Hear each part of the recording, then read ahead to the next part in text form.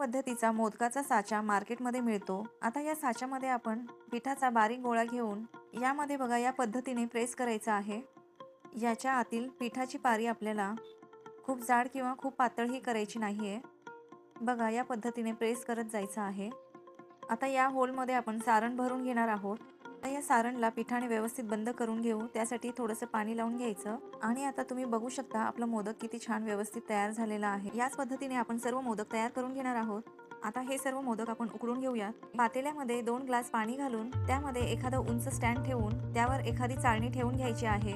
आता यामधील पाणी चांगले उकळले की यामध्ये मोदक ठेवून घेणार आहोत। मोदकांना पाण्यामध्ये बुडवून ठेवायचं आहे। एक एक करून आपण सर्व मोदक ठेवून घेणार आहोत। आता यावर झाकण ठेवून छान 15 मिनिटं उकड काढून घेऊ आणि आता बाप्पासाठी मोदकाचं ताट तयार करू। तुम्हाला व्हिडिओ कसा वाटला? आवडला असेल तर चॅनलला लाईक, शेअर आणि सबस्क्राईब करा आणि बेल आयकॉनवर क्लिक करायला विसरू नका।